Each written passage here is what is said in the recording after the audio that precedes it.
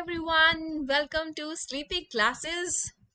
कैसे हैं आप सभी? मैं उम्मीद कर रही हूँ इस वीडियो को एक स्माइल के साथ देख रहे हैं, खुश हो जाते होंगे जब अकाउंट्स का लेक्चर आ जाता होगा। बहुत बहुत शुक्रिया आप सबके फीडबैक के लिए। और चलिए, ये वीडियो किन बच्चों के लिए बनाई जा रही है? Specially for you, for the ones who are preparing for UPSC EPFO exam. And I really hope कि ये जल्दी हो जाए, बिकॉज जितना जल्दी एग्जाम होगा उतनी जल्दी आप अपने ड्रीम्स को अचीव कर पाएंगे। Alright, and we were doing this important MCQ series of GAAP, right? और हमने काफ़ी क्वेश्चंस कर लिए हैं। जो बच्चे पहली बार जुड़े हैं, लेट मी टेल यू कि मैंने आपको टेलीग्राम चैनल पे एक पीडीएफ प्रोवाइड करवाई हुई है, राइट? वो टीम ने डाली थी, और उसमें 200 आपके एमसीक्यूज रहेंगे, ठीक है, गैप के, और सिर्फ अकाउंट से रिलेटेड है वो। इसकी पूरी की पूरी पीडीएफ है, और जैसे ही 250 क्वेश्चंस हो जाएंगे तो एक और पीडीएफ मिल जाएगी। ऑलराइट, तो यस, अभी के लिए आप 200 क्वेश्चंस वाली अपने ये है टेलीग्राम चैनल, यहाँ से डाउनलोड कर सकते हैं। यहाँ पे आपको क्वेश्चंस मिलेंगे, राइट? यहाँ पे आपको आंसर्स मिलेंगे, और उसके साथ साथ उसकी एक्सप्लेनेशन भी मिलेगी। ऑलराइट, चलिए गाइस, पहला क्वेश्चन आपकी कंप्यूटर स्क्रीन के ऊपर ये रहा।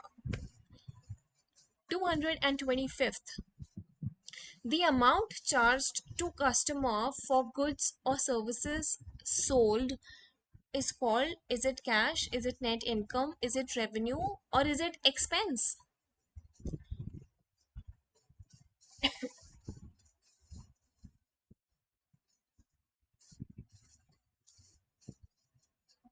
चलो, आंसर बताते हैं इस क्वेश्चन का। The answer of this question is C, revenue. आप ना एक बिजनेसमैन है, ठीक है, ये आपके हाथ है। ऑलराइट, कुछ ज्यादा ही लंबे बन गए, बट ये कानून के हाथ नहीं है, आपके हाथ है।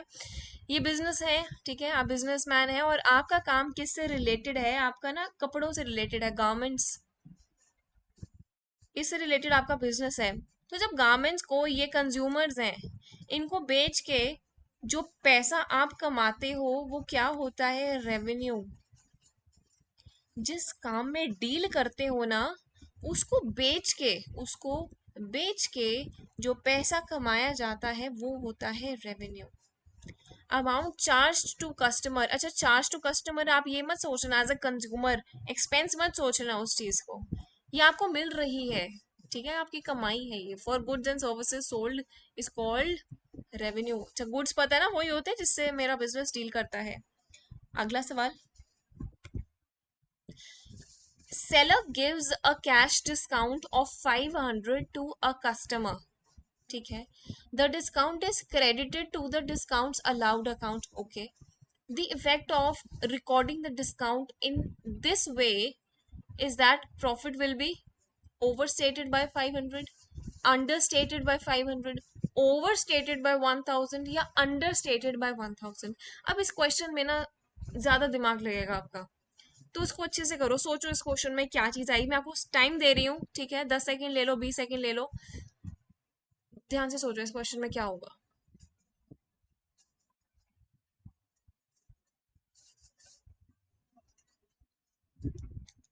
सेलर ने डिस्काउंट दिया है आपको, ठीक है, और आपने उसको कहाँ लिखा है? क्रेडिट साइड पे लिख दिया है। तो क्या असर होगा इसका प्रॉफिट पे?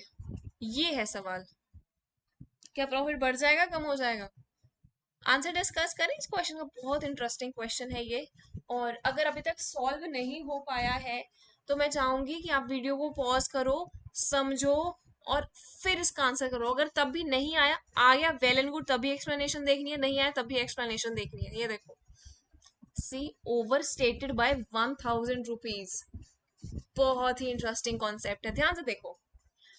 आप दुकानदार हैं, ठीक है, ये एक लेडी आई है आपके पास, इन्होंने शॉपिंग करी। अब of course she ask for discount, और आपने भी इनको डिस्काउंट दे दिया बिकॉज ये आपकी रेगुलर कस्टमर है, ठीक है। आपने इनको कैश डिस्काउंट दिया है, ठीक है। कैश डिस्काउंट मतलब ये रेगुलर कस्टमर वाला कॉन्सेप्ट नहीं आएगा। आपने उसको कैश डिस्काउंट दिया है क्योंकि इन्होंने आपको टाइमली कैश पेमेंट की है। कितना? 500 रुपए का, ठीक है। चलिए, मुझे बताएं, आपके पास ना पहले अगर डिस्काउंट ना देते, आपके पास 5,000 आते, ये आपकी इनकम होती। लेकिन अगर आपने अब देखो, आपने अब इनको 500 का डिस्काउंट दे दिया, तो क्या आपके पास 5,000 ही आएंगे कि उससे कम आएगा? मतलब अब कि मेरी कमाई कम हो गई, कितनी कम हो गई? अब मेरे पास 4,500 आ रहा है, 500 से कम होगी, तो क्या मैं मान सकती हूँ ये 500 मेरा एक तरह से एक्सपेंस ही है? ठीक है, बस ये चीज रियलाइज करवानी थी। अब प्रॉफिट एंड लॉस अकाउंट देखो, टी शेप में बनता है ये हमारा, ऐसे बनेगा। देखो अच्छे, यहाँ पे कोई भी अमाउंट लिखी हो, जैसे ना सेल आपने करी कितने की, मैं ये एग्जांपल लेती हूँ 5,000 की, ठीक है। और आपने ना इनको क्या देना था, डिस्काउंट, टू डिस्काउंट, एक्सपेंस है ना, तो इसी साइड आएगा 500 का। तो आपके पास नेट प्रॉफिट कितना बचा बच्चे, 4,500 का। लेकिन लेकिन लेकिन आपने पता है क्या किया, इस डिस्काउंट को क्रेडिट कर दिया, टू डिस्काउंट अलाउड, मतलब यहाँ लिख दिया, यहाँ पे इस साइड लिख दिया। अब मैं ना आपको कलर चेंज करती हूँ और उससे चेंज बताती हूँ कि क्या किया है आपने। सबसे पहली बात, जो ये डिस्काउंट लिखना था इसको लिखा नहीं है। अगर इसको नहीं लिखा, तो क्या नेट प्रॉफिट कितना आ रहा है आपके पास इस केस में, 5,000। मतलब अभी पहला स्टेप देखो, प्रॉफिट इंक्रीज्ड बाय कितने, 500 से, क्योंकि ये चीज आपने मिस कर दी, इस साइड लिखी नहीं। अच्छा, एक तो ये गलती लिखी नहीं, ऊपर से डबल गलती, कहाँ लिख दी, क्रेडिट साइड पे लिख दी, बाय डिस्काउंट अलाउड, कितना लिख दिया, 500। इस केस में प्रॉफिट क्या हो जाएंगे, 5,500 हो जाएंगे ना। ये 5,500 है, तो यहाँ पे बैलेंस कितना बचेगा, 5,500, लो ये लो, 5,500। समझ में आ रहा है मैं क्या कर रही हूँ? आगे देखो, अब प्रॉफिट दूसरी गलती के बाद कितने बढ़ गए, profits increase by again 500। Total profits कितने से बढ़े हैं, कितने से ओवर स्टेट हो गए, 1,000 से। ये गलती करी, आना चाहिए था यहाँ, यहाँ तो चलो लिखा ही नहीं, एक तो मिस करने की गलती, दूसरी उसको क्रेडिट साइड पे लिखने की गलती, तो ये डबल हो गया। इसी वजह से आपका ये आंसर आएगा, आंसर इज सी। बच्चे क्या क्वेश्चन क्लियर हुआ है? अगर नहीं हुआ तो एक बारी फिर से इसकी समझो, रिकॉर्डिंग देखो इस चीज की, आई होप क्लियर हो जाएगा। फिर भी नहीं होता है तो बता देना, नेक्स्ट क्लास में कर देंगे क्लियर। आगे देखो, dash is prepare to check the equality of debit and credit periodically. अभी की ये क्वेश्चन वो है, मैंने अपनी ना प्रीवियस क्लासेस में आपको ये चीज बोली थी कि ध्यान रखना, हो सकता है ऐसा क्वेश्चन आ जाए, और वो आ गया।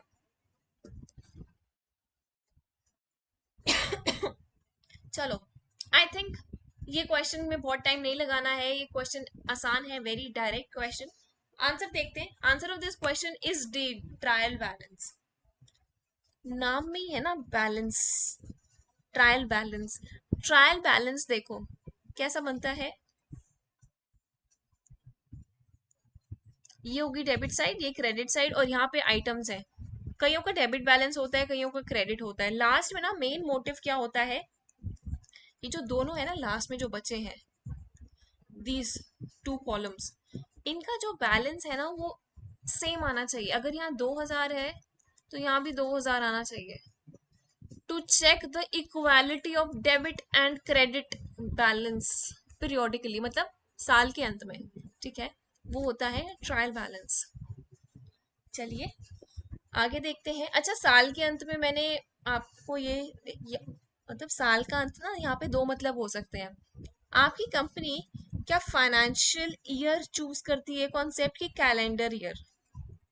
कैलेंडर ईयर हमें पता है 1 जनवरी से लेके 31 दिसंबर तक होता है, और अपना फाइनेंशियल ईयर 1 अप्रैल से लेके कब होता है, 31 मार्च। ऑलराइट, तो साल का अंत ये भी हो सकता है और ये भी हो सकता है। आगे देखो, 228th question, suspense account in the trial balance is entered in the profit and loss ledger, balance sheet की ये एंटर ही नहीं किया जाता।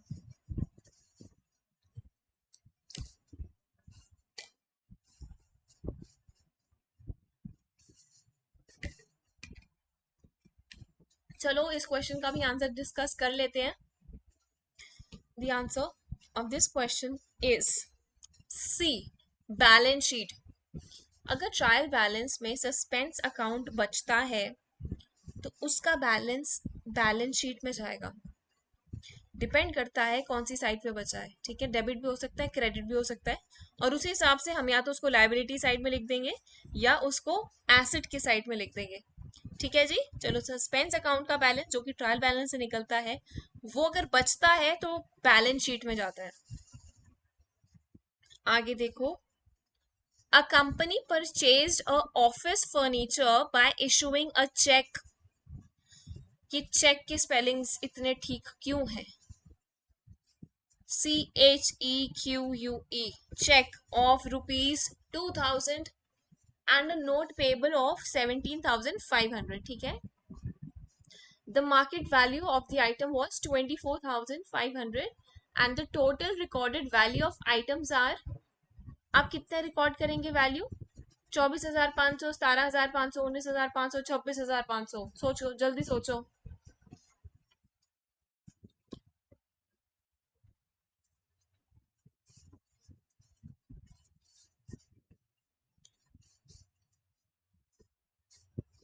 हो गया?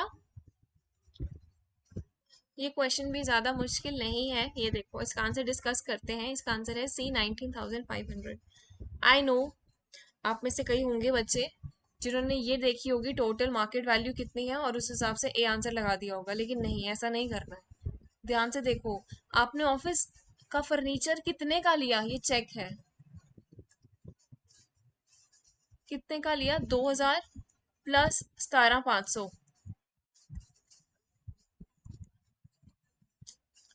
2,000 कितना आया? 19,500। मुझे क्या फर्क पड़ रहा है कि उसकी मार्केट वैल्यू 24,500 है? उसकी वैल्यू, उसकी मार्केट वैल्यू 1 लाख भी होती। लो बताओ, मैंने तो उसको 19,500 का ही लिया ना, तो मैं तो यही लिखूंगा जितने का मैंने लिया है। और उसकी वैल्यू अकेली 5,000 भी होती, मैंने उसको 19,500 का लिया है। जितने का मैंने खर्चा किया है मैं तो उतना ही रिकॉर्ड करूंगा ना। कितनी ऑब्वियस बात है। इसी वजह से इस क्वेश्चन का आंसर है सी, 19,500। ओके, चलो नेक्स्ट क्वेश्चन देखो। Contingent liability appearing as a footnote in balance sheet. Now, this is in accordance with which accounting principle? Is it consistency, conservatism, going concern, none of the above?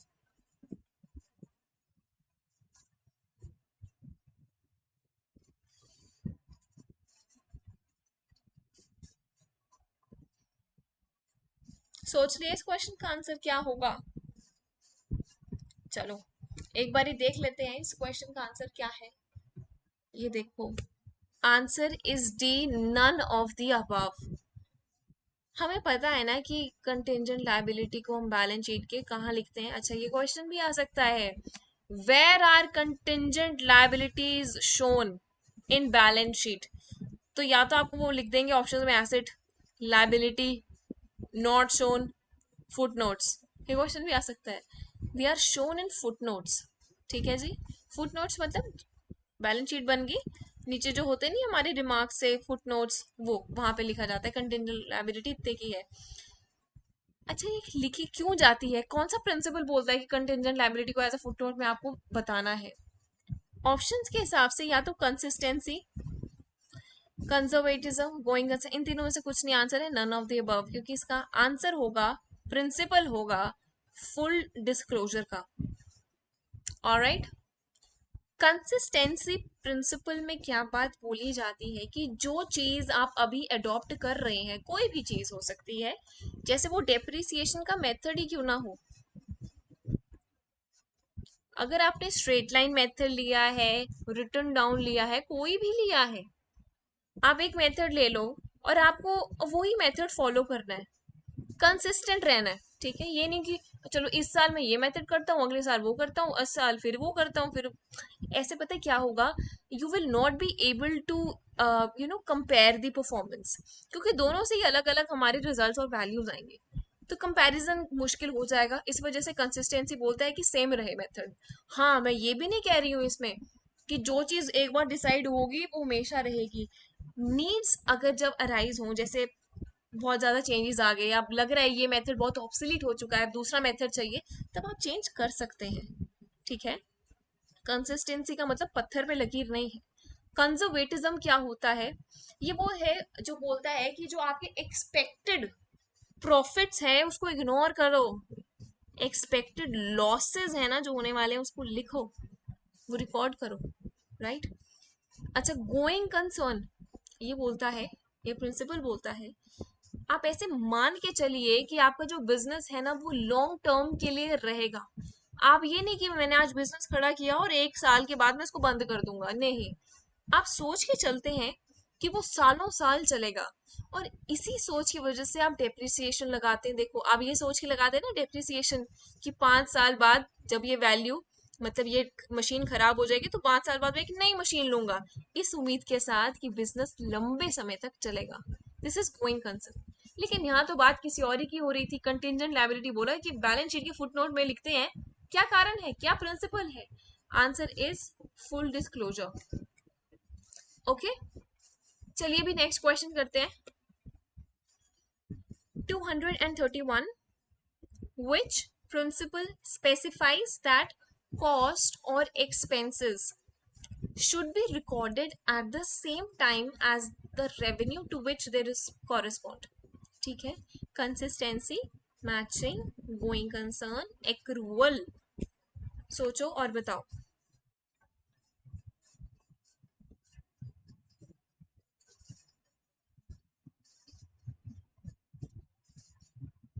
चलो इस question का भी answer discuss कर लेते हैं।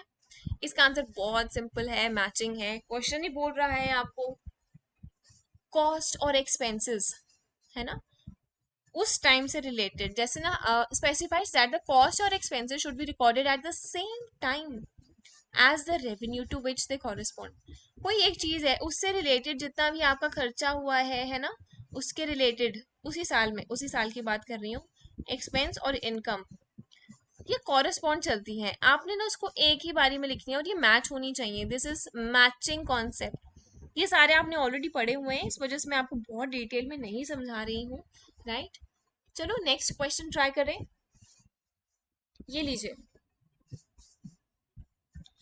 Identify the principle for every debit there is a credit. बहुत easy है question, बहुत इजी है, सोचो जल्दी बताओ।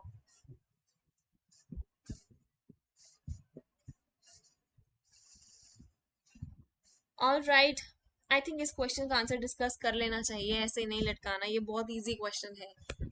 Answer is B, dual aspect. बोलता है कोई भी ट्रांजैक्शन ले लो, कोई भी ट्रांजैक्शन ले लो यार, कोई भी, एनी एनी ट्रांजैक्शन आपकी जितने भी बिजनेस में होती है, हर एक ट्रांजैक्शन से, हर एक ट्रांजैक्शन से दो अकाउंट्स इंपैक्ट होंगे हमेशा, ऑलवेज। कौन से हैं, एक तो डेबिट है और दूसरा है क्रेडिट।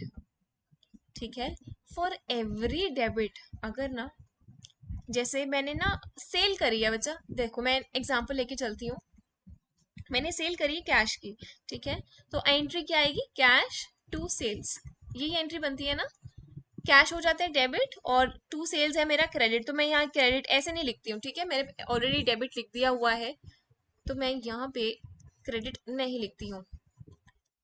अब देखो कितने की करी है मैंने, 500 की। बोलता है अगर मेरा कैश 500 से डेबिट हुआ है तो 500 से ही क्रेडिट होना चाहिए, और वो क्या क्रेडिट है, सेल्स, ये बोलते हैं दिस इज डुअल एस्पेक्ट, ये वो प्रिंसिपल है। ऑलराइट, आगे देखते हैं।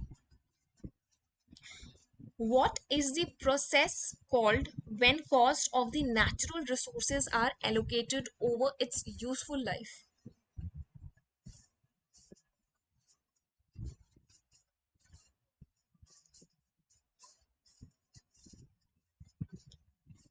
इसका आंसर क्या होगा?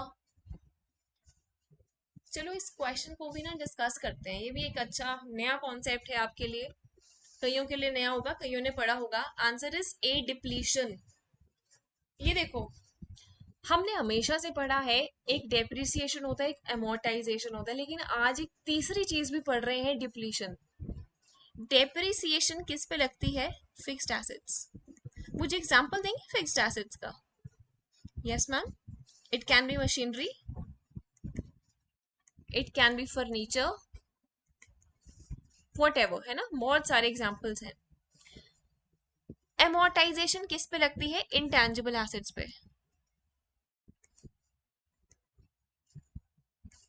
वो कौन कौन से होते हैं हमारे? ये लगती है डेप्रिसिएशन टेंजिबल, ठीक है। इंटेंजिबल जैसे गुडविल, ठीक है, अच्छा ट्रेडमार्क्स हो गए अपने, वगैरह वगैरह, ठीक है। जितने भी इंटेंजिबल एसेट्स होते हैं ना, उन पे हमारा क्या लगता है? Amortisation, alright. लेकिन मुझे बताओ, ये फिक्स्ड एसेट जो मशीनरी है, फर्नीचर है, क्या ये नेचुरल रिसोर्सेज है कि मैन मेड है? ये मैन मेड है। मशीनरी आपको ऐसे नहीं मिली कहीं जमीन खोद के, you have not found a machinery, वो खुद बनाई है आपने। फर्नीचर भी आपने खुद बनाया, हाँ लकड़ी मिलती है लेकिन फर्नीचर तो आपने खुद बनाया ना। लेकिन नेचुरल रिसोर्सेज भी तो होते हैं,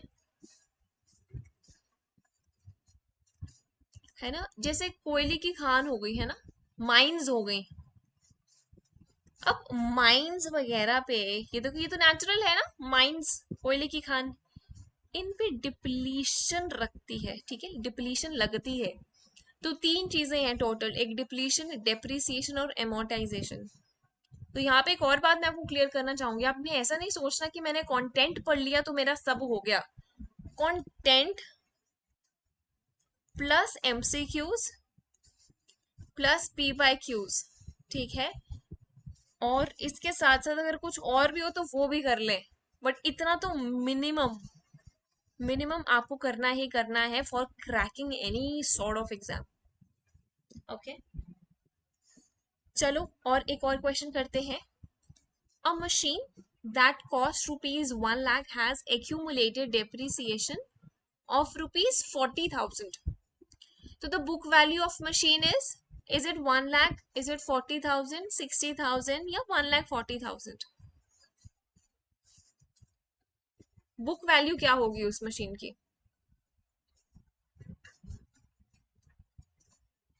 चलो ये क्वेश्चन भी डिस्कस कर लेते हैं, ये भी मुश्किल नहीं है हमारा। मशीन कितने की थी? 1,000 की, ठीक है, आपने खरीदी थी, कॉस्ट थी इसकी 1,000 की, उस पर डेप्रिसिएशन कितनी लग चुकी है बच्चे? 40,000 की। आपको पता है ना, आप बैलेंस शीट में ऐसे लिखते हैं जितनी उसकी अमाउंट हो जाती है, जितनी रह जाती है, माइनस डेप्रिसिएशन करके बाहर की साइड, फाइनल साइड, वो अमाउंट लिखते हैं बैलेंस शीट में। वो होती है बुक वैल्यू, जो बुक्स में हम लिखते हैं ना वैल्यू, वो होती है बुक वैल्यू। मुझे बताएं, 1 लाख में से 40,000, ये बचा 60,000, 60,000 है अपनी बुक वैल्यू, राइट। तो आपके मशीन की जो कॉस्ट थी, डेप्रिसिएशन माइनस करके बुक वैल्यू कितनी आएगी मशीन की? Answer is C, 60,000, alright. So with this we'll end the session here only, and we'll be meeting super soon in the upcoming classes. Thank you so much everyone for regularly practicing with us, and in case you have any feedback to share, please do share it. We would like to improve on ourselves. And with this, thank you so much. Take care. Bye bye.